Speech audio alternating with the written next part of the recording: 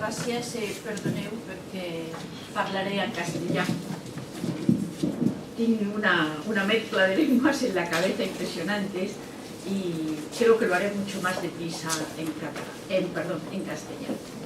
Y la verdad es que el tema no es fácil, hablar de credibilidad moral de la Iglesia, sobre todo yo, que una de las cosas es que estoy en el Comité de Bioética de la Comisión Europea de las Conferencias Episcopales Europeas, en la COMECE. Y claro, hay que manejar estos temas con muchísima mano izquierda. Como empiezo, yo voy a hablar de lo que para mí son los parámetros de la credibilidad. Iglesia, naturalmente, somos todos, es muy fácil decir la Iglesia, la Iglesia, la Iglesia. Bueno, la Iglesia somos todos, el pueblo de Dios. Y creo que el testimonio, ya esta mañana ha salido también, que hay que dar, es un testimonio de amor. Y es un testimonio de unidad. Entonces, muchas veces, ante las reacciones, ante los adelantos, nos contradecimos, y no es bueno. Es un testimonio de coherencia, de competencia, y la Iglesia tiene que estar siempre al lado de los pobres. Y claro, yo de vez en cuando hago estas excursiones de un mes, de liarme la manta a la cabeza y decir, pues voy a trabajar, porque aunque vivamos y aunque trabajemos en un despacho, nuestro interés por los pobres tiene verdaderamente que resaltar, porque es un lenguaje que la gente entiende, y si no, lo que podemos hacer es generar anticuerpos anti-Iglesia. En el campo de la moral necesitamos estos parámetros: el amor, que se traduce en una humanidad, comprensión y compasión, y una aceptación de la persona. Me preguntaron hace poco en Menorca, a raíz de una contraportada de La Vanguardia, si aceptáramos las personas, no crearíamos una sociedad como más amable. Y yo pienso que a la persona hay que aceptarla siempre, cada persona. Somos todos iguales, todos tenemos la misma dignidad, pero no de todos sus comportamientos. Yo creo que hay comportamientos que merecen aprobación y comportamientos que merecen desaprobación, pero esta desaprobación se debe hacer desde el respeto a la dignidad que toda persona humana merece, y tampoco desde una banalización. La coherencia, una de las cosas. Vivimos lo que predicamos o exigimos fardos que nosotros no cargamos. La disponibilidad. A mí esta me parece uno de los parámetros que todo el mundo comprende. Este lenguaje la gente le entiende. Y no se trata de no exigir responsabilidades, sino de ser coherentes con nuestra entrega. Y la gente, en el campo de la moral, necesita escucha y necesita liberación de culpabilidades. Y si no se puede, porque claro, a veces, quiero decir, el ansia, la ansiedad aprieta y uno busca un momento, pero si no se puede, yo creo que hay que hacerlo de buenas maneras. Yo tengo que decir que me trabajo en el hospital, fui subiendo hasta llegar jefe de servicio y he tenido autoridad. Yo creo que he tenido autoridad precisamente por esta disponibilidad. He sido exigente, pero todo el mundo sabía que la noche de Reyes, aunque yo fuera jefe de servicio, iba a hacer la guardia de noche, porque los otros tenían hijos y les gustaba poner los Reyes. O, por ejemplo, la noche de Nochevieja, que todo el mundo quería ir a bailar. Entonces, luego puedes exigir cosas, pero hay una disponibilidad que la gente entiende y que no se exige. Al lado de los pobres, interés por ellos, aun cuando el trabajo sea de despacho. No hacerles siempre esperar. Nuestras alianzas con los poderes públicos generan anticuerpos anti-Iglesia. Y además, toda discriminación es injusta y la justicia también es moral.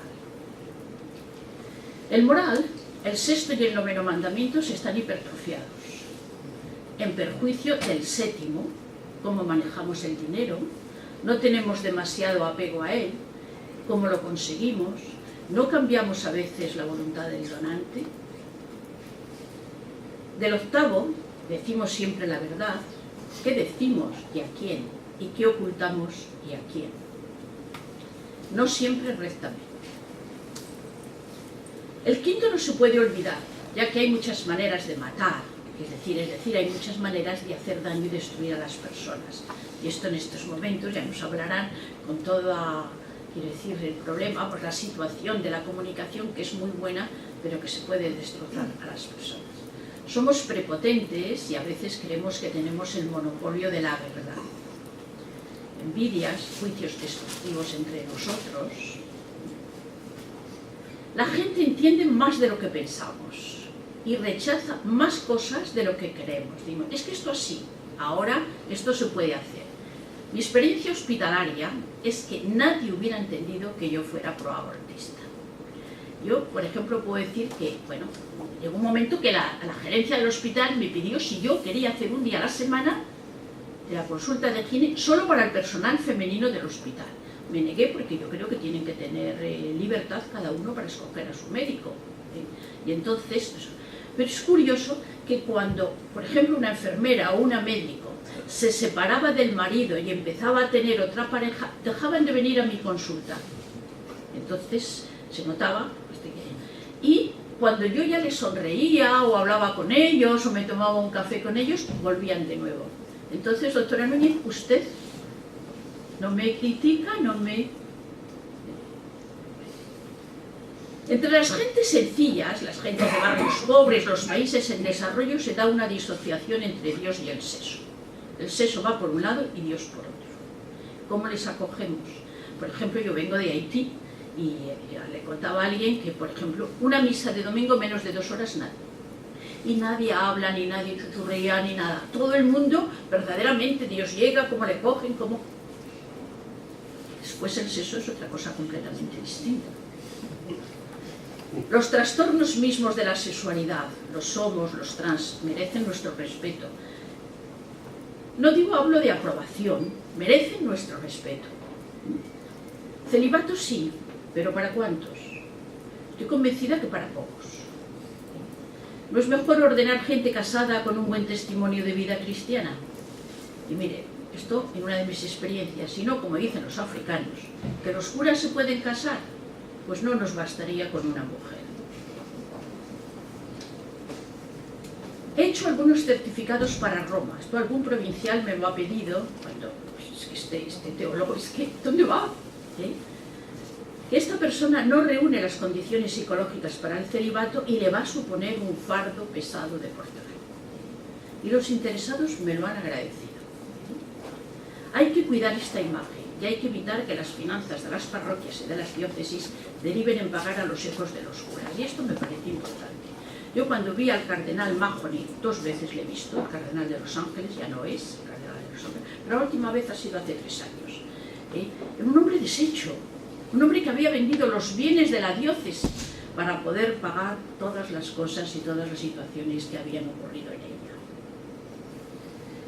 La orientación y la planificación familiar. A veces el yugo de la Iglesia es grande y la elección pertenece a la pareja según su motivación, su situación socioeconómica, su salud y sus principios éticos y religiosos.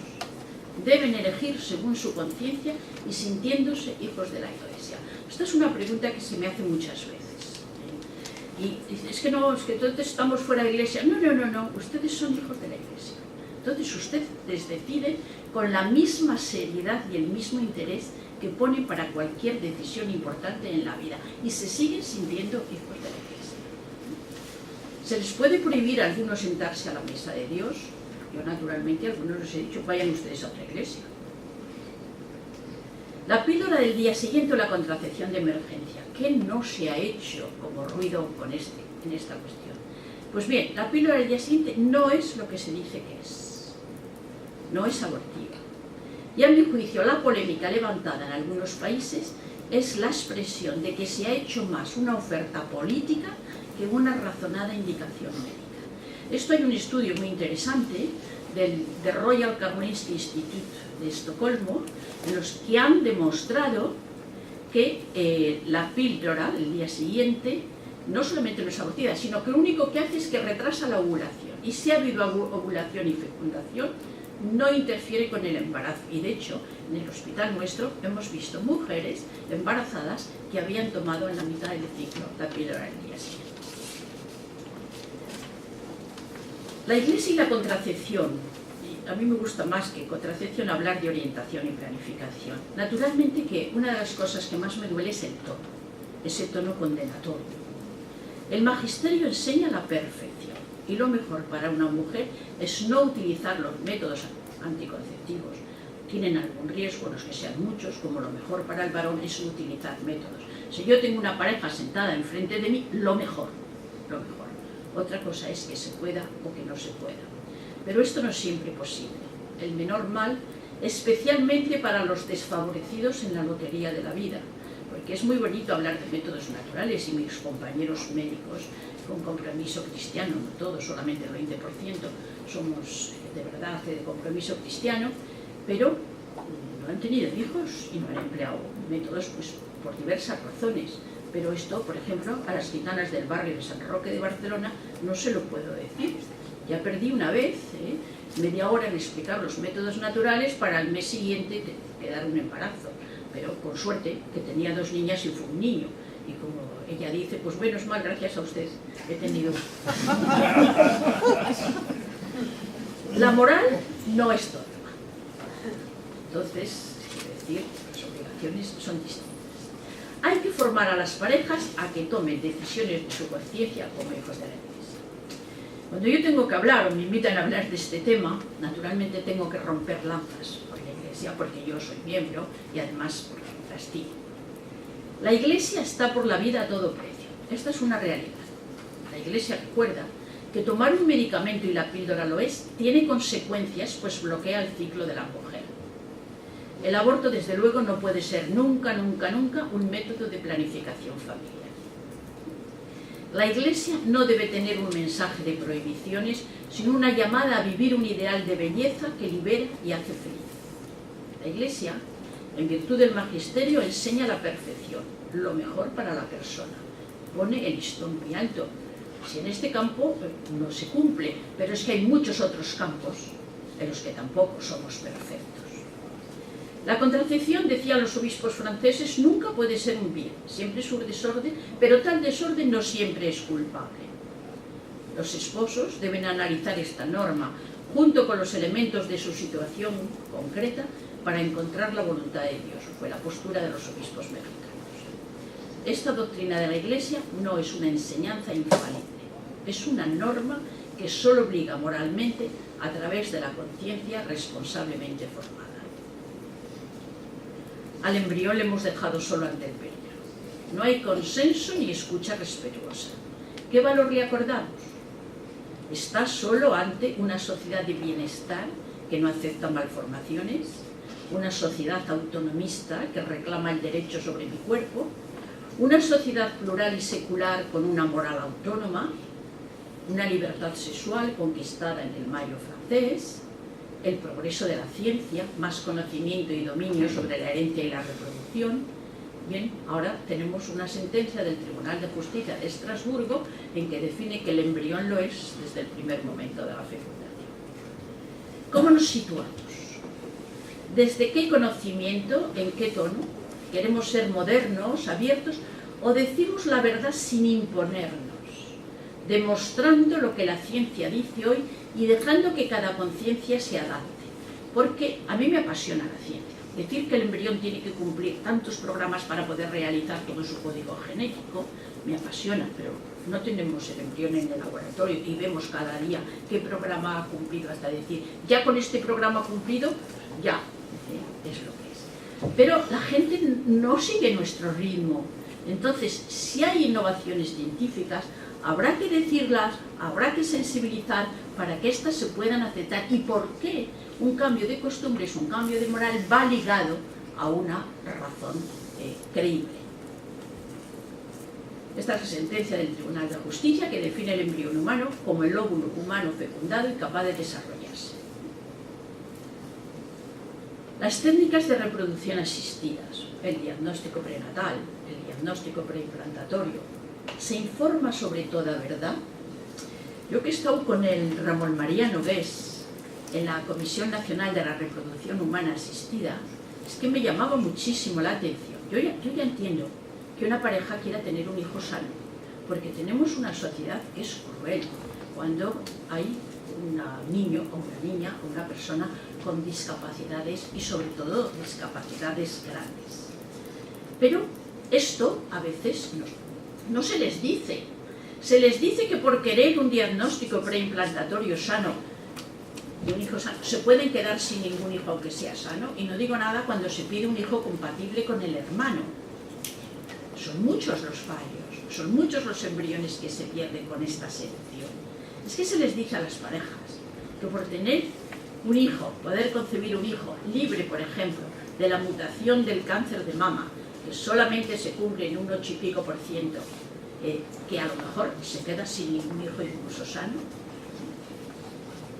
Se pueden negar las técnicas de la reproducción asistida, a una pareja estable, con deseo, que no derecho, de tener hijos, y que con una ayuda se puede resolver. No es una llamada a la conciencia de cada pareja. Otra cosa sería, quiero decir, desde el punto de vista de la moral, es decir, una fecundación de donante, porque además no hay ningún sistema jurídico en el mundo que tenga resuelto el problema de la filiación de los nacidos por donante de gametos. Tiemblo ante los curas que dan consejos, y las monjas, que dan consejos a sus familiares ante un resultado de malformación. Es que te vienen y dicen, es que a mi sobrina le han dicho que en la ecografía que el niño no viene bien. Entonces, todo el edificio se tambalea. Personas que, bueno, un aborto les hubiera parecido horroroso, pero es que es una malformación. Pero a lo mejor en este momento estamos perdiendo fetos por malformaciones mínimas. Por ejemplo, por un labio leporino. Por ejemplo, porque además, como vivimos en la era de la imagen, es curioso que se tolera mejor una pequeña malformación cardíaca que no se ve que un defecto de la estructura morfológica del feto y consiguientemente del niño. La fecundación asistida intraconyugal, y hay que buscarse porque la Iglesia también dice cosas y hay que irlas a buscar, y cosas positivas y buenas. La Iglesia es restrictiva por la inseparable conexión entre los aspectos unitivo y procreativo. Pero la Donum Vitae dice que la conciencia moral no prohíbe el uso de algunos medios artificiales para facilitar el acto natural o para procurar que el acto natural realizado de modo normal alcance el propio fin. Si el medio técnico facilita el acto conyugal o le ayuda a alcanzar sus objetivos naturales, puede ser moralmente aceptado. Lo dice la Donum Vitae en el capítulo 2, parágrafo 6. En el final de la vida, falta la verdad, o no se informa o se impone la información. Y como además ahora estamos sometidos a la medicina defensiva, pues luego usted no me va a decir que yo no le dije que usted tenía un cáncer de unas metástasis. Hay que humanizar el trance de morir. Y fíjense que además, precisamente la escuela de Salamanca, la de Domingo Soto y la de Francisco de Vitoria, corríjanme la fecha porque a lo mejor no me la sé, que fueron inicio del siglo XVII, 1600 y algo creo, son pioneros en la lucha contra el encarnizamiento terapéutico. Son los primeros que introducen los métodos ordinarios y extraordinarios, o los proporcionados y los desproporcionados. La escuela de Salamanca fue pionera y juzgamos a veces de eutanasia lo que no es. Yo no sé si ustedes han visto películas, pero Las invasiones bárbaras no es un caso de eutanasia, es un caso. $1 Million Baby tampoco es un caso de eutanasia. El mismo de Ramón Sampedro tampoco nos reunía las condiciones para esto. Y eso confunde, porque juzgamos de eutanasia lo que no es. Y estamos caminando, y esto sí que quiero atraer la atención, hacia que el derecho de morir se está convirtiendo en la obligación de morir. Los estados vegetativos crónicos. Bueno, no sé si ustedes se acuerdan de la Terry Schiavo, con aquel franciscano a la puerta de la institución donde esta mujer se encontraba, y diciendo que no, que la Iglesia no lo decía. Bueno, el caso de la Eliana en Trieste.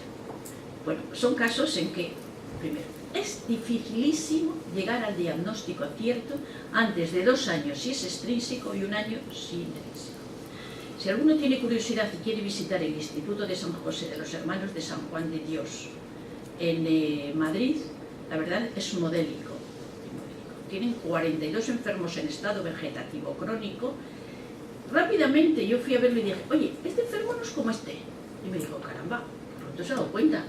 Digo, este es un estado de mínima capacidad relacional y este es un estado auténtico, estado vegetativo crónico. Y es difícil, porque además estos pacientes llegan cuando ya de las unidades de cuidados intensivos, de las unidades de daño cerebral, les han, diríamos, dado el alta porque ya no procede en aquellos servicios.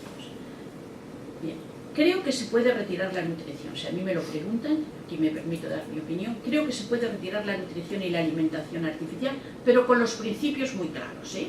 Hay un trabajo que ustedes leerán de una pareja que ha sido el trabajo de fin de máster del Instituto Borja de Bioética, que corre, y bueno, han querido hacer un estudio discutible desde el punto de vista científico para mí, pero sobre todo en el que ellos afirman que se debe poder retirar la nutrición porque esas personas han perdido la dignidad. Y aquí yo discrepo.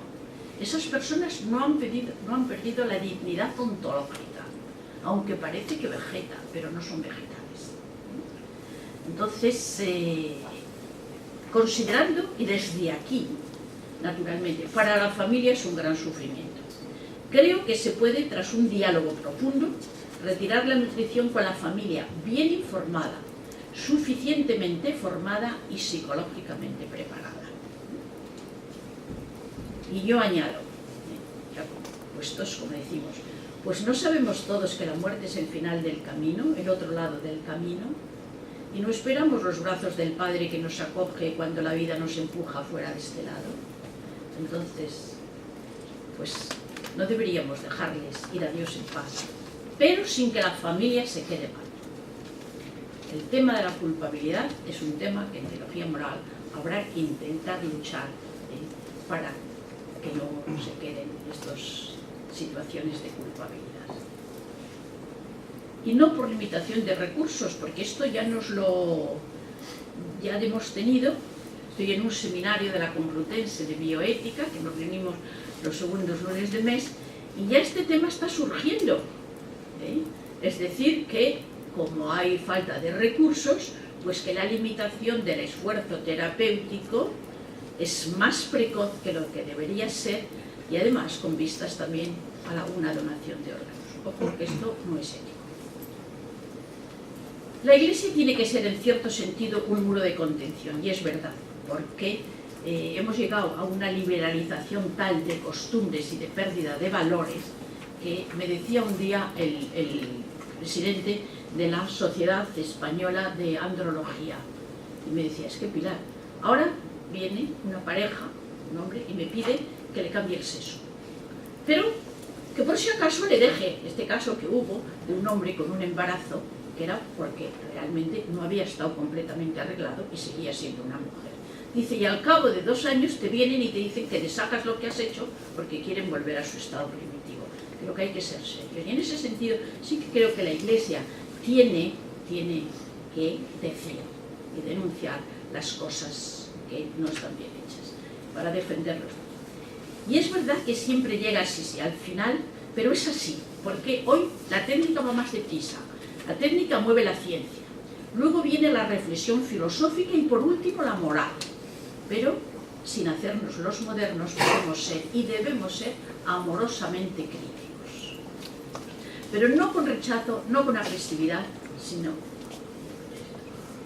necesitamos un cambio de imagen y de lenguaje, humanidad, comprensión, compasión.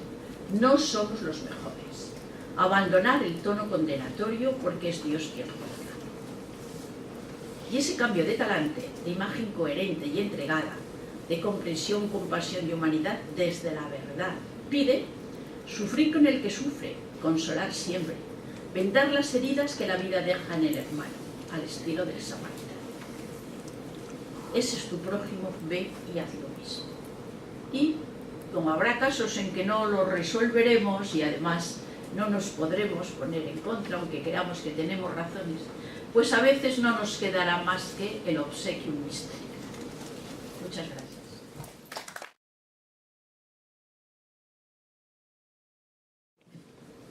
Míriam, moltes gràcies. Jo després de sentir a la Pilar, la seva excepcional conferència. Realment he tingut un sentiment que és el que em trobaré jo ara, que ella ens ha dit moltíssimes coses en molt poc temps, i tot el que has dit és per meditar serenament.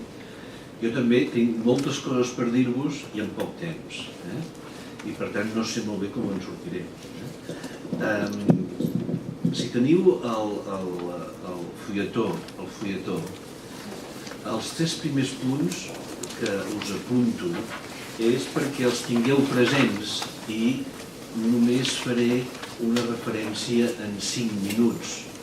A mi em veu demanar que parlés sobre la credibilitat de la fe des de les institucions. Aquest era el tema central. I com us podeu imaginar, és un tema que no és fàcil. Com tampoc no és el teu tema, ni una menys. I aleshores el primer que vaig voler fer, primer no sabia molt bé quant temps tenia, però després quan vaig veure que eren 15 minuts se'm feia quasi impossible. Però llavors us he apuntat només 3 textos que a mi em semblen interessants per entendre que la crisi de la legitimitat de les institucions eclesials, en aquest cas, no només afecta a les institucions eclesials, sinó que en el seu conjunt afecta a totes aquelles institucions que han estat a la base durant molts segles de la transmissió dels valors, de la transmissió d'aquells paràmetres que anaven construint societat. I us poso un primer text de Brzezinski. Brzezinski va ser un assessor del president Carter i és un dels grans sociòlegs americans, que en un llibre a l'any 70, per cert, un llibre que és d'antologia, perquè ja parlava un dels problemes principals de la transmissió de la fe, que era la privatització de la fe, que es diu l'era tecnotrònica, aquest llibre. Doncs bé, en aquest llibre, que té aquest nom rar, que és l'era tecnotrònica, ja apuntava, als anys 70, repeteixo, a un dels factors claus que s'han desplegat durant aquests 40 anys, que és el que ell defineix com la progressiva dissolució de les lleialtats institucionals i les ideologies conservadores. Ell, ja analitzant com a sociòleg, que era un gran sociòleg, veient els processos socials, ja apuntava aquest fet com un fet central que jo crec que avui és una de les raons que expliquen, diguem-ne, la crisi de les institucions en el seu conjunt. De l'escola, de la família, dels partits, dels sindicats, de l'església, de les esglésies, com institucions que durant molts segles han estat les institucions que eren les mediacions a través de les quals els valors, la formació de les persones eren les institucions. En segon lloc, us he volgut posar un text d'un dels meus sociòlegs de referència, que és un sociòleg alemany que es diu Ulrich Beck, va ser una mica com l'Anthony Giddens alemany, potser una mica més sòlid, que té una llarga bibliografia en el camp de la sociologia. Ell fa una sociologia molt des de la perspectiva europea i pensant molt també des del context centroeuropeu i alemany, perquè és alemany. Però ell té una reflexió que a mi m'ha semblat molt interessant, que és el concepte de la segona modernitat, com la modernitat reflexiva, que difereix de la primera il·lustració en el sentit que ja no és suficient ser individu, sinó que l'objectiu fonamental és fer-se un mateix com ell vulgui. I diu que ara estem en una època, jo crec que per Alemanya és clarament així, de l'ètica de la realització personal, l'ésser humà, l'actor, decididor, configurador, que aspira a ser l'autor de la seva pròpia vida i creador d'una identitat individual al marge de la comunitat dels altres i de la interrelació amb les coses. Això, un altre sociòleg, que també és un sociòleg de referència per a mi, que és Peter Berger, parla del procés d'individualització o d'individuació, que és un procés realment que és molt potent i que ja depassa les mateixes societats estrictament capitalistes. Aquest procés de segona modernitat influeix també molt directament en el que seria la crisi de les institucions. I en tercer lloc, he volgut, que passa que també seria objecte d'una sessió d'una hora, per tant faig una síntesi molt estricta, és recordar el pes dels mitjans de comunicació i de les xarxes de comunicacions electròniques en la configuració del imaginari i sobretot perquè aquests mitjans i xarxes es configuren avui en dia com una de les institucions o dels mitjans de mediació i de transmissió, de socialització més importants. I aquí m'agrada molt recordar una frase del sociòleg català, Manel Castells, quan parla de les xarxes de comunicació electrònica com les xarxes que esdevindran la columna vertebral de les nostres vides. Ell ho deia l'any 97, quan va fer el primer llibre sobre les xarxes. Doncs bé, 12 anys més tard hem vist que avui en dia les xarxes de comunicacions electròniques, els mòbils, l'internet i tot el que representa juguen cada dia un paper més important en les nostres vides. Jo utilitzo un concepte que és el concepte de xarxes de comunicació multimèdia per intentar juntar el que són els mitjans de comunicació i les xarxes de comunicacions electròniques perquè ambdues, com dic al final de la síntesi que tenen vostès, són mitjans que tenen una triple funció perquè desenvolupen l'univers simbòlic dels individus, perquè interpreten i articulen la realitat i perquè generen el coneixement. I des d'aquesta òptica passem pròpiament al que és el tema, que si hagués tingut més temps, doncs això hauria ocupat uns 25 minuts. Anem a entrar amb els que serien per mi 1, 2, 3, 4, 5 punts, els 5 punts que m'agradaria desenvolupar amb aquesta estona que tinc. Primera afirmació introductòria: les xarxes de comunicació multimèdia són la nova àgora de comunicació de la mitjana. I jo crec que no tenim prou consciència encara de que aquesta és la nova àgora estratègica de comunicació de l'Evangeli. I aquí ens porta uns grans problemes a les institucions eclesials. L'Església estava acostumada a una transmissió de l'Evangeli en el que seria la comunicació interpersonal, dels temples, en la relació personal, en els grups de revisió de vida, a les hores 3, 6, els moviments. Aquest era l'àmbit de comunicació de l'Evangeli. Als anys 60, sobretot amb la televisió, ja va suposar un xoc molt important amb l'aparició dels mass media. I qui va créixer posteriorment van ser aquelles associacions eclesials que de seguida van saber interpretar el que representava la força del llenguatge audiovisual, que era un llenguatge que s'adreçava més a la emotivitat que no a la racionalitat.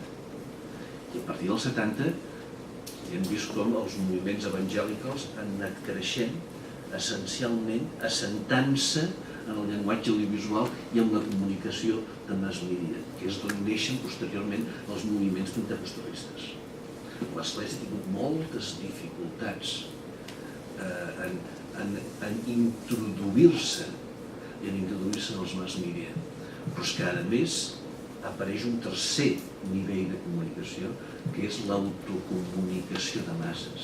Aquest és un concepte del sociòleg Manel Camargo Castells i que a mi m'interessa molt, que és una expressió que explica molt bé la nova forma de comunicació que es produeix a les xarxes de comunicació, a internet, a les xarxes socials, etc.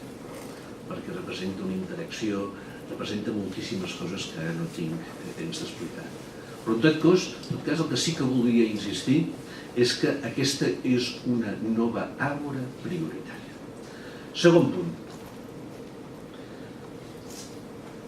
La credibilitat de les institucions eclesials en un món global i més transparent.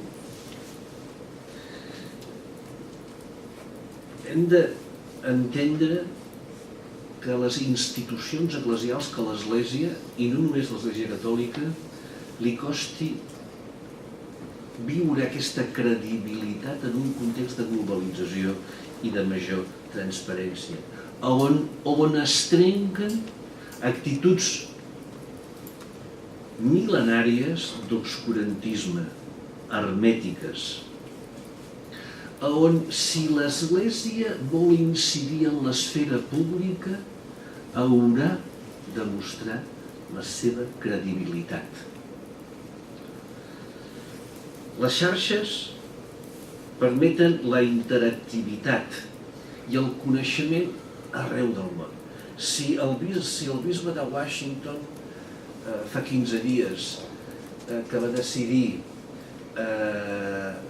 desautoritzar el capellà d'una parròquia de no sé quin barri de Washington que va decidir que no li donava la comunió a una lesbiana i el bisbe de Washington el va desautoritzar, això ja... funeral de la seva mare. En el funeral de la seva mare, un detall important. Fixeu-vos bé que aquesta ja no és una notícia només d'un petit barri de Washington, sinó que surt en portada a Catalunya-Religió.cat, i aprofito per fer una mica de promoció del portal. Surt perquè és una notícia important en un món que ja no té fronteres d'aquest tipus. Però alhora, també, si un boig pastor d'un petit village dels Estats Units crema el Coràs perquè està senzillament com una cabra amb la seva pistola, pot produir incendis en totes les esglésies de l'Orient Mitjà, de les petites comunitats cristianes. Aquest és un canvi en el que jo crec que encara l'Església no s'ha donat compte de com canvien els paràmetres d'espai i temps i que és un factor estratègic per la credibilitat. Tercer aspecte. L'adaptació de les institucions eclesials en un món plural. El que jo dic, la inculturació. Certament nosaltres estem vivint aquest procés de mundialització i globalització, d'apropament de les cultures, de desvinculament de les fronteres, però poques vegades es diu, i jo m'ho crec, que al costat del procés de globalització també estem vivint un procés del que es diu tècnicament de relocalització, d'afirmació d'allò que és comunitari, d'allò que és local. I aquí es produeix una tensió entre globalització i il·localització. Què comporta aquesta tensió? Que si no es té arrelament a una comunitat local, la credibilitat d'una institució cau tremendament. I aquest és un dels grans problemes que jo crec que té l'Església Catòlica, que té una vocació d'universalitat. Perquè si es vol inculturar en cultures tremendament diferents, ha de saber arrelar-se el que són aquestes cultures.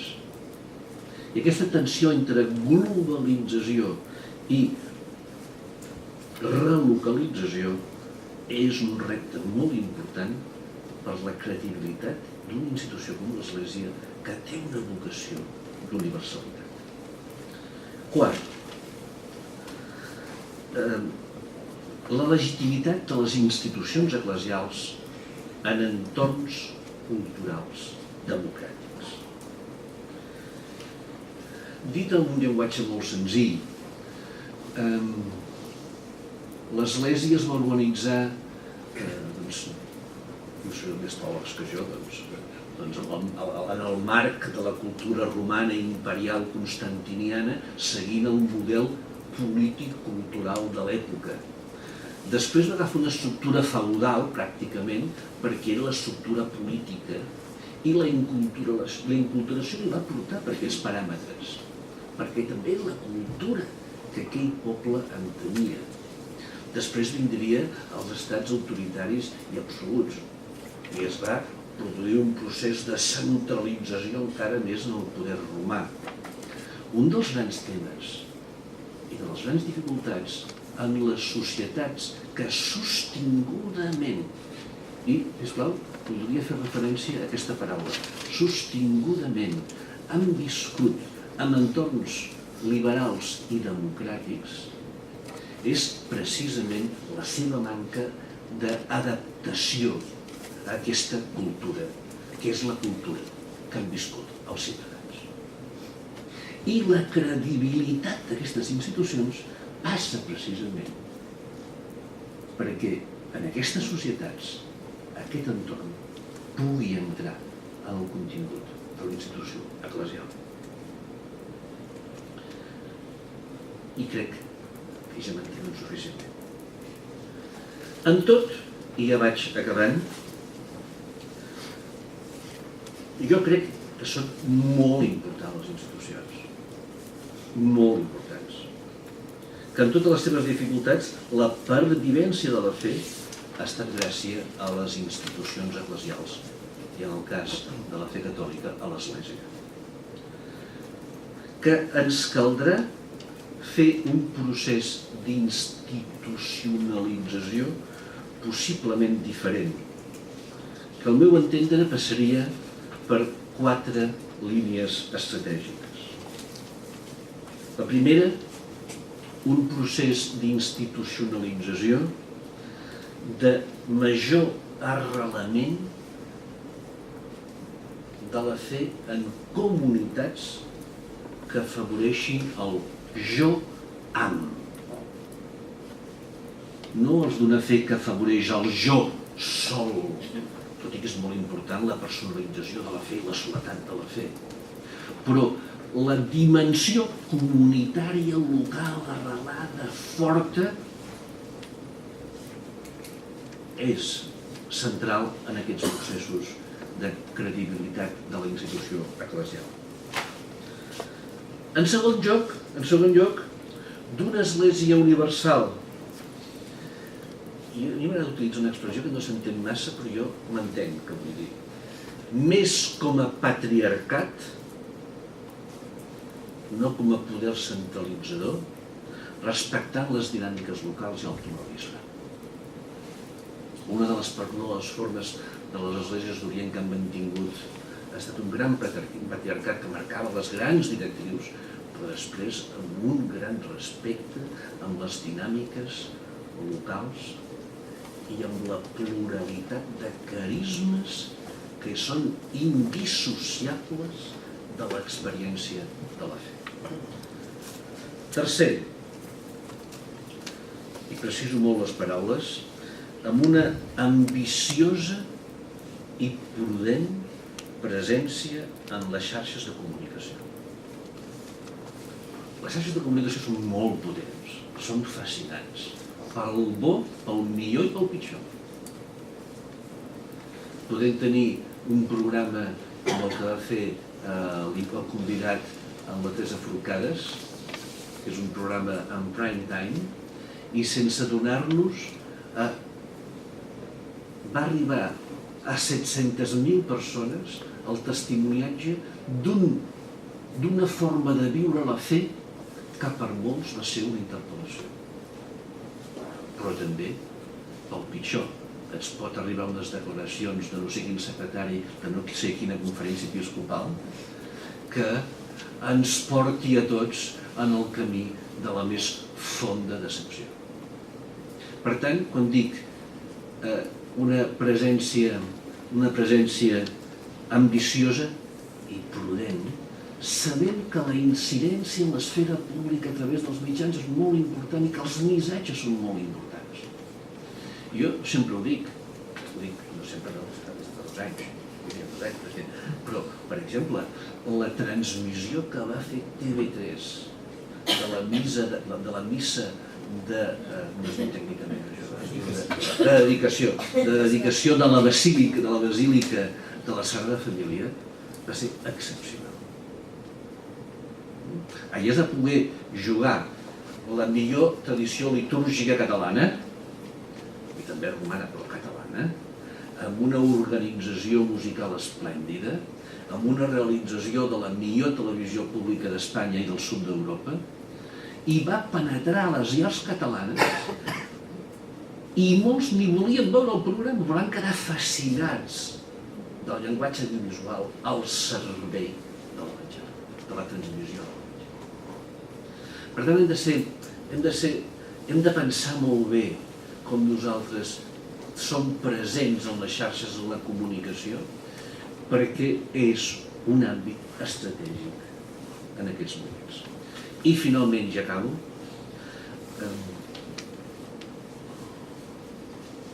d'aquesta credibilitat passa també evitant 2 dels grans riscos que tenim i que jo definiria com la banalització del misteri i tota actitud fonamentalista i integrista que jo crec que fan un gran mal al servei de la credibilitat de la fe i de les institucions eclesials. Moltes gràcies.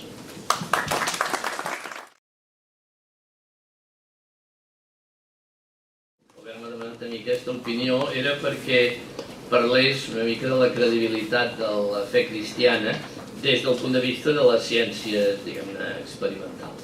I imagino que pensant que professionalment he tingut anys de convivència de laboratoris i de companys i companyes, etc., en aquest món de la biologia molecular, etc. Dic en el camp de la biologia perquè em sembla que des del punt de vista de les ciències és la ciència més poc creient. A tot arreu del món, quan es fan rànquings de creients en els grups científics, els biòlegs estan en l'últim lloc i els físics en el primer. Això és bastant significatiu i constant. I si us hi fixeu, tots els papes han acabat peregrinant al CERN de Ginebra, que és on hi ha aquestes màquines d'accelerar electrons, i que jo sàpiga cap papa se'n va a veure cap institució biològica.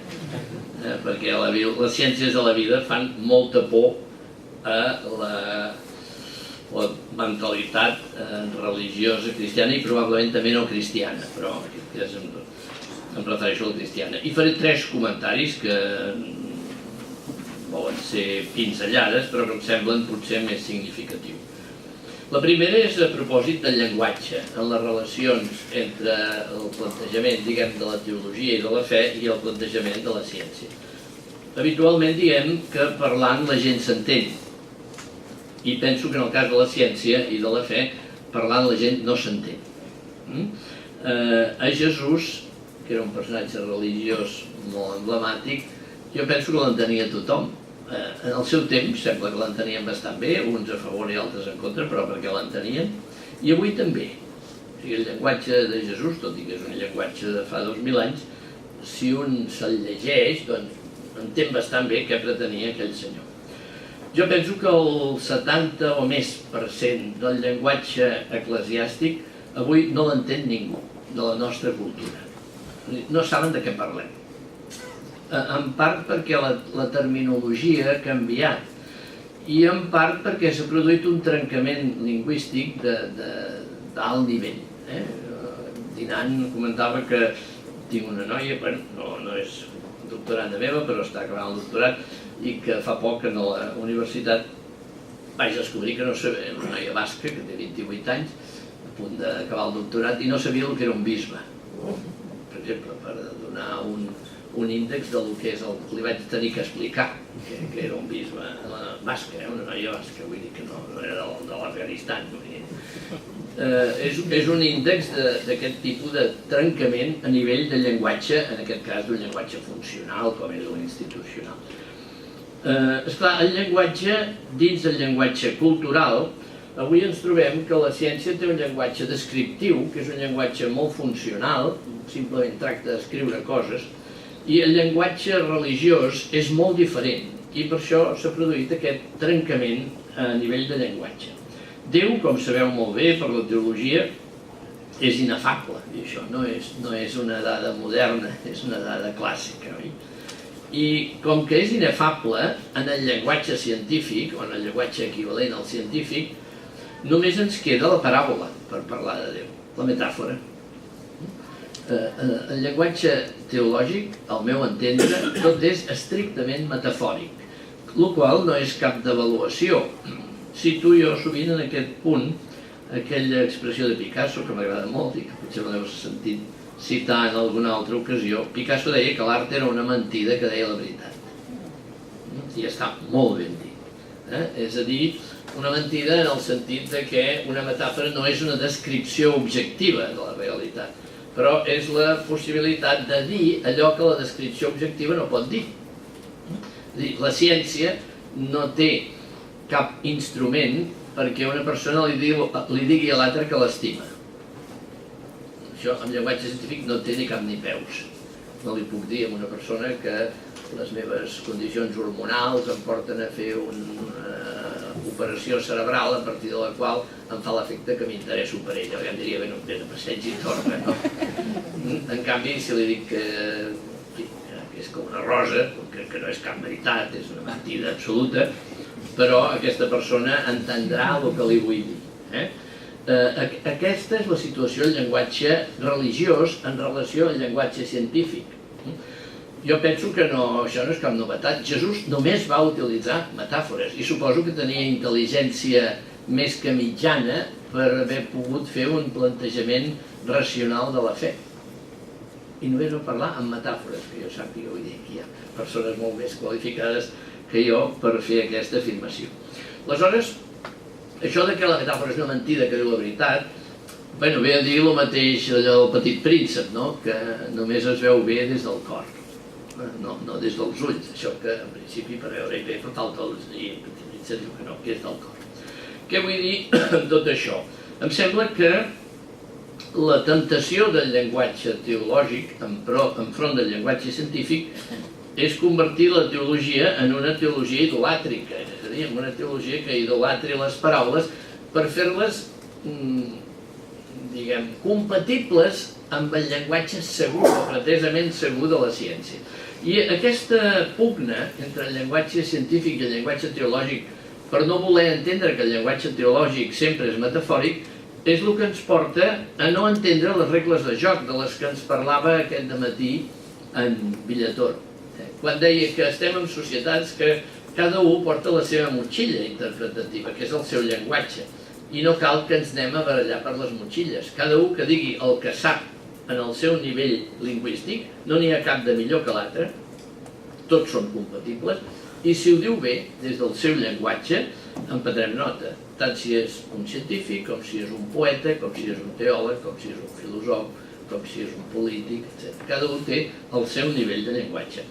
Entendre això em sembla que ens portaria a destacar la compatibilitat de llenguatges diferents i acabaríem perdent aquesta lluita xorca, que no té cap sentit, de que a veure qui fa les afirmacions més exactes sobre realitats que a més responen a punts de vista diferents, perquè si un científic fa una descripció del que passa a nivell de la vida, de qualsevol nivell, o a nivell de la física, no té cap intenció d'explicar el que passa a nivell de sentit.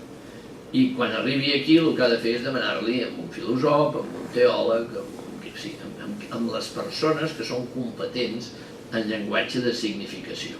Aleshores veieu que aquesta cultura, diguem, polisèmica, pel que fa a nivell dels llenguatges, em sembla que és la que té avui dret de ciutadania. I ningú s'ha de sentir menystingut perquè el seu llenguatge no sigui competent en el camp de l'altre. Em sembla que aquesta noció de compatibilitat és molt important. I aquest matí a mi m'ha semblat que en tenia un bon exemple el Joan Lledó i en Lletoro, que és una persona que es manifesta com a no religiosa. Joan Lledó es manifesta com una persona absolutament religiosa i bueno, jo he vist que estaven molt tranquils tots, cada un parlant del seu nivell, i he entès que eren perfectament compatibles. Ho dic perquè és un bon exemple d'aquesta compatibilitat de llenguatge. El tema de si Déu existeix o Déu no existeix comprovat científicament és un tema absurd, que no el pot resoldre ni el creient ni el ateu, suposem. És un tema que depassa la comprovació. Ara, l'afirmació de Déu, tothom té el mateix dret a invocar-la. En aquest aspecte jo voldria, a nivell de llenguatge, voldria fer algun comentari sobre alguns aspectes de la paraula i la veritat en el camp eclesiàstic que resulten profundament escandalosos en el camp científic. I un exemple és això que vaig retallar ahir del País, suposo que és veritat. El Vaticano advierte a los teólogos de que deben someterse a los obispos. Fatal! Fatal! Això, en el camp universitari, és un escàndol que no té nom. Ningú s'imagina el governador civil o el rector de la universitat dient-li a un professor universitari què ha de fer. El cas Pagola, per exemple, jo penso que el món universitari ha allunyat més de la simpatia envers l'Església a més professors que altres coses que potser ens semblen molt més greus.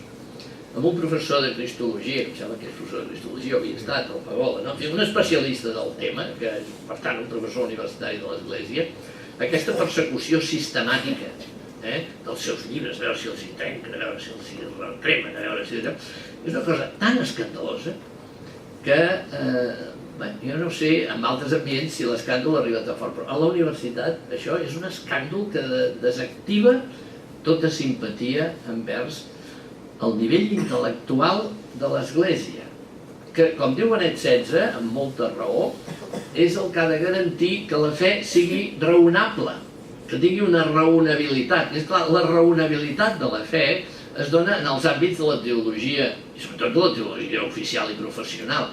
Clar, si aquests àmbits els amenacen dient que els teòlegs han de dir el que pensen els bisbes, s'ha acabat el bròquil. Veieu que, per tant, el tema del llenguatge em sembla un tema absolutament fonamental per la credibilitat de la fe manifestada a nivell acadèmic, a nivell oficial, etc. Un segon punt és el que jo diria d'una antropologia homologable, o sigui, auditada com a compatible amb l'antropologia, perdó, una teologia homologable amb l'antropologia. Què vull dir amb això? No vull dir que la teologia s'hagi de sotmetre a l'antropologia de torn, perquè clar, la paraula antropologia també és una paraula molt poc concreta i que pot significar moltes coses. Per tant, no vull dir, per exemple, que la teologia hagi de suprimir la crítica, ben al contrari, probablement l'ha de reforçar, perquè no ens hem de vendre a qualsevol moda, ni molt menys. Però sí que hi ha unes dades antropològiques que són dades fiables i que són admeses per tothom que penso que té una visió equilibradament madura del que és la naturalesa humana, que em sembla que serien punts a tenir molt presents. Per exemple, una antropologia que fos, diguem, alliberadora, també la paraula és molt genèrica, però amb els cànons culturals actuals, doncs pensem que alliberador ha de ser una persona sana psicològicament, una persona que sàpiga respondre a la consciència, que sigui lliure per elegir la seva religió i tot el que calgui elegir, etc. La que està dibuixada, no sé, en els documents conciliars, per exemple, no cal anar a coses extremes, sinó en aquests nivells. Per tant, una antropologia que sigui homologable amb el que entenem una persona lliure avui, que ha canviat respecte del que en teníem abans. La veritat és aquesta, és a dir, abans el model antropològic era el d'una persona obedient, que volia dir moltes vegades submissa. Avui aquest model no té cap credibilitat.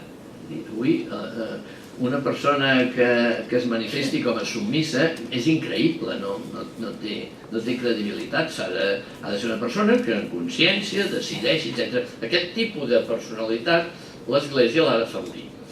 Per exemple, penso que l'Església té un gran capital de qualitat des del punt de vista antropològic en l'exèrcit de personal dedicat als pobres. Això és un capital del qual ens en podem enorgullir i que, per desgràcia, no és recollit habitualment pels medis de comunicació. No vull citar noms, però estic pensant ara en un personatge molt significat en el camp de la comunicació en el nostre país, que fa anys que li vam plantejar que en algun diari, etc., aparegués les referències al món cristià, doncs més aviat explicant què passava en aquest exèrcit de gent servidora dels pobres arreu del món en nom de la fe en Jesucrist i no pas en les picabaralles eclesiàstiques, i ell va respondre que al diari li interessaven més les pallassades dels bisbes que no pas les virtuts dels cristians. I, bé, doncs clar, aleshores dius, bueno, tenim... Però clar, aleshores vol dir que aquest capital antropològic ens l'hem de prestigiar nosaltres, hem de fer tot el possible perquè realment estigui a la llum, perquè aquest és un capital impressionant, i és una llàstima que el tinguem o que ens el tinguin, tant a vegades no sé si el tenim o ens el tinguin, però això també tenim una mica la culpa nosaltres, perquè és clar, si perquè la gent es faci capellà val aquest YouTube que diuen que va aparèixer, que diu aquestes bestieses, és a dir, que fer-se capellà no té cap relació amb l'Evangeli pel que es veu, sinó amb tenir un ofici de per vida, encara que no sigui pagat amb molts diners. Es necessita tenir el cap petit per dir tantes tonteries sobre la vocació sacerdotal o l'eventual vocació sacerdotal. Esclar, d'això no en tenen la culpa els periodistes, en tenen la culpa els bisbes de la conferència, perquè aquest YouTube és oficial de la Conferència Episcopal Europea, segons he llegit, de la CE, espanyola, de la CE espanyola. Per tant, aquí no cal acusar lleugerament els medis de comunicació, sinó fer la revisió nostra.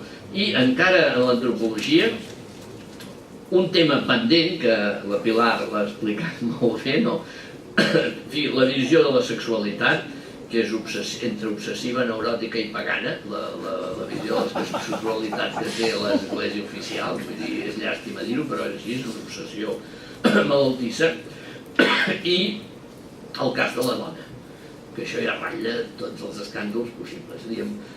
Quan al segle XIII l'Església deia bestieses sobre els personatges eclesiàstics, deien bestieses sobre la dona, se li podien perdonar perquè en deia tothom.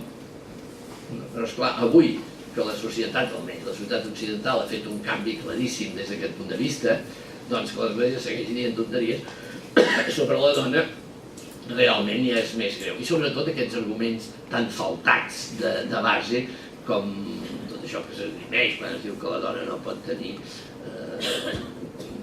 responsabilitats jeràrquiques amb els cànons a la mà, perquè ho va dir Jesucrist, que això és una bestiesa que no sé d'on l'han tret, no és veritat, no té cap base ni filosòfica, ni teològica, ni res. Aleshores, aquestes coses tinc la impressió que allunyen a mitja humanitat.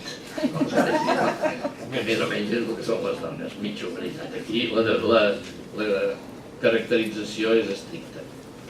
I l'última pinzellada és sobre organització eclesial. A veure, des del punt de vista, diguem, també científic, sociològic, si és que la sociologia és una ciència intermitja, ni dura ni tova, però intermitja. Què és una organització sana? Avui ho sap tothom. No cal preguntar-li a la teologia. Hi ha uns cànons normals per observar les organitzacions i vol dir que una organització sana és una organització on les coses són ventilades, on hi ha uns certs nivells de participació, etc. On hi corre aire fresc, simplement, a nivell d'organització. Aleshores tothom sap que Jesús no va organitzar res. I que el que, si un cas Sant Pau va ser el que va començar a organitzar les coses, perquè esclar, les coses tenen que ser organitzades i a Jesús no li van donar temps per organitzar res. Aleshores, el que hem organitzat ho hem organitzat nosaltres, no ho va organitzar Jesús. L'Església, que necessita una organització, és feta, l'organització de l'Església és feta per nosaltres. Aleshores, hi ha coses que es poden fer de més i de menys, però el que no es pot fer és que avui no hi hagi participació democràtica. Per exemple, l'últim nomenament de 22 cardenals, etc., això fa posar vermell, com un vestit que porten els cardenals. O sigui, que un senyor prepari la seva reelecció elegint per cooptació 22 altres senyors, la majoria de cúria, a més, que seran els que elegiran el successor. Però el nivell de trampa aquí és com de la Xina comunista o de Corea del Nord. Vull dir, això no es fa. Això és una presa de pèl a la gent normal. I per tant aquestes coses que no tenen res a veure amb la teologia, per cert, perquè ja em direu que té d'evangèlic que el papa elegeixi els cardenals o qui sigui, fer passar això com que ve de Déu o com coses d'aquestes, això és una trampa que avui tothom sap que no és així, tothom, perquè qualsevol pot anar a internet on li doni la gana per informar-se com vulgui de com la democràcia ha funcionat a l'Església, la democràcia i la participació, de mil maneres, no? Ja sigui en l'elecció dels bisbes, en les ordres religiosos, etc. Hi ha nivells de participació i d'elecció. Per tant, quan es diu que l'Església ha de ser democratitzada, no es diu res que vagi ni contra la teologia, ni contra el Nou Testament, ni contra res, sinó es diu una cosa de sanitat pública. Per tant, a mi em sembla que normalitzar evangèlicament la institució eclesial doncs ens portaria a evitar aquests sistemes arcaics i caducats. Aquí portava això, que em va fer gràcia, l'últim número del Time, que és del 12, deu ser l'últim, quin dia és avui? No, 18, encara no ha sortit l'altre, per tant encara està als quioscos. Posa això, les 10 idees que canviaran la seva vida, per això, el Time ja sé que tant. Però una de les 10 idees és The Rise of the Nones, no? Els nons són aquests, els ninis, però en religiós, o sigui que són la gent religiosa no institucionalitzada. Aquesta gent està creixent a tot arreu. I aquí posa un dibuixet que hi ha, no es veu, des d'aquí pareu una església catòlica, una mesquita, i al mig una caseta que està creixent, que és el que s'ha quedat a casa, però és religiós. És dir, aquesta presència de gent que, deies tu, la desinstitucionalització, que s'ha cansat de les institucions i va per lliure, bueno, és una realitat. A mi em sembla que no és bona, perquè és bo que la gent tingui institucions bones per conviure i per tant quan toquen el dos vol dir que alguna cosa noten en les seves institucions que no funciona. L'esforç perquè aquestes institucions evitessin aquestes fugues l'han de fer les institucions i tenim un carnet de ruta que és bastant clar per fer això. Els detalls, ja veurem quins hauria de fer, però hi ha algunes coses que la Cúria Vaticana no funciona, això em pensa que ho diu inclús el papa, però no ho diu en veu alta perquè... però potser no sap com canviar-la, això ja és cosa seva, però tothom ho sap que la Cúria no funciona, i que es barallen i que donen lloc a fer novel·les de por i coses així. Això s'hauria d'evitar, i hi ha medis per evitar-ho. I aquests medis el Vaticà II ja els va proposar, va fer diverses proposicions, com era el secretari general de l'Església, que el papa fos president d'honor, en fi, 10.000 fórmules que totes estan inventades. Doncs bé, aquesta organització eclesial tecnificada d'acord amb les normes habituals de construcció d'una societat sana, em sembla que a l'Església tenim dret a demanar-les. A mi, acabo, perquè aquestes 3 pinzellades, parlant la gent s'entén, parlem amb idiomes compatibles, fem una antropologia que sigui auditable des del punt de vista social i organitzem una mica millor l'Església, no és demanar molt i en canvi em sembla que ens convertiria en molt més creïble. Jo pensava, en un món en què, sobretot cares a les noves generacions, hi ha com un dèficit de creença, hi ha com poca necessitat de creure aparentment insisteixo, com penseu vosaltres que s'ha de posicionar una institució, en aquest cas l'Església, que que en el fons vol ser creïble, ha de ser creïble, però que s'està trobant amb una sèrie de persones davant en els que això els hi podria ser igual. Jo no sé si estem davant de més d'indiferència o d'incredulitat, però sí que m'interessaria saber com vosaltres vinculeu tota aquesta qüestió de la credibilitat amb les noves generacions. Perquè són persones, la gent més jove, que sempre s'ha dit que són molt autèntiques, que creuen en el testimoni, però llavors què busquen, què esperen o què se'ls ha de donar des de la institució.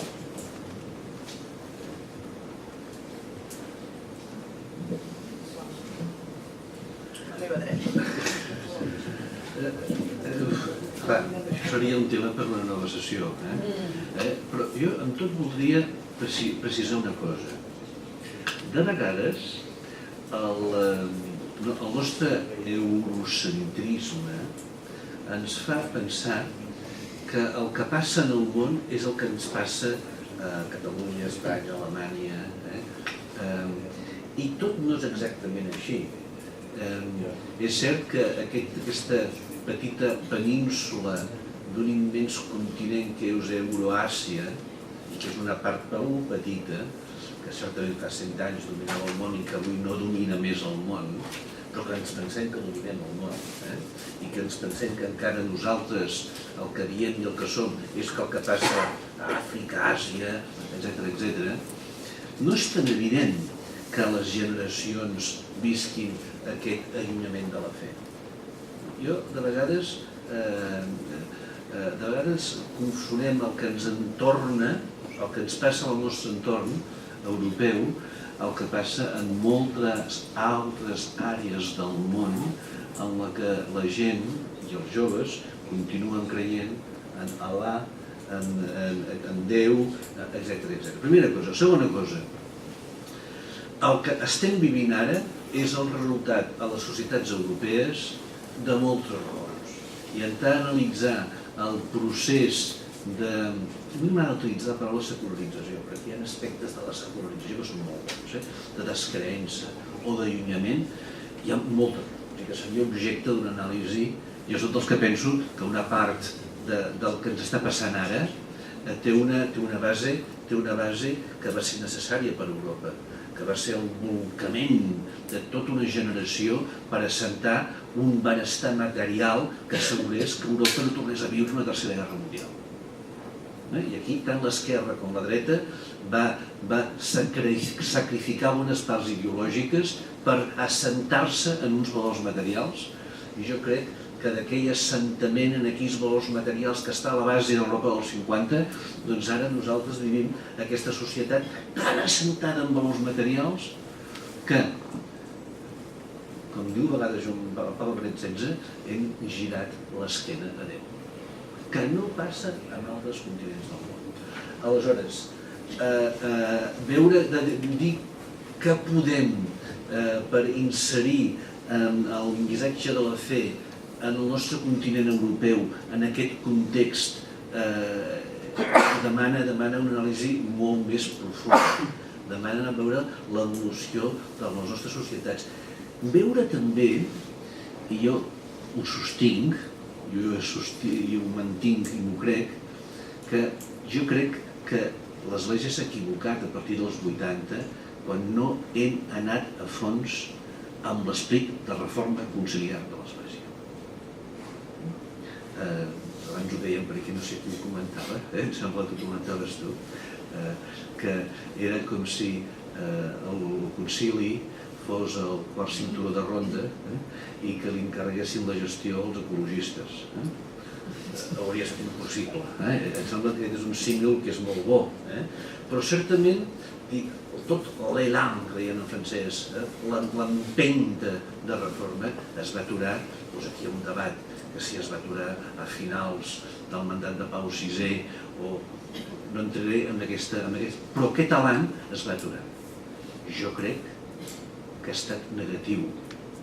I recordin que els intents de polonització d'Europa, ja es van arrencar a l'any 78 en Joan Pau II. I portem 30 anys, o més de 30 anys, d'aquell procés de restauració d'un model que volia aturar l'esperit reformador del concili. Per tant, jo no sé què hauria passat si aquell esperit reformador del concili, ara, 30 anys més tard, hagués continuat. Jo crec que és una pregunta que ens hem de fer. Llavors em diuen, mira els anglicans. I jo els hi responc, mireu, vaig estar a Oxford 3 mesos, jo cada tarda anava a les vespres, que em presidia una sacerdot de l'església anglicana i ho trobava el més normal. I a més tenia l'habilitat d'acollir i d'acomiadar-nos a tots quan sortien de les vespres del King College. Per tant, amb franquesa no ho sé, però aquí hi ha una problemàtica derivada de les opcions, sobretot a Europa als anys 50, i de la revolució, i de la revolta del 68 a França, i de l'embat del marxisme i del materialisme, i seguiríem, del psicoanàlisi, i seguiríem, i veuríem tot l'embat amb tota la psicoanàlisi i tota l'escola freudiana, tot un seguit de debats, i del cientisme com a ideologia, que s'insereix en l'imaginari col·lectiu com que allò que és únic i veritable és la ciència. Un dels problemes que tenen les nostres generacions d'ara és que en el seu imaginari Déu no hi cap, perquè tot allò que és veritat és allò que és científic, contrastable, o... Aquest és un dels grans problemes. No és només un problema, diguem,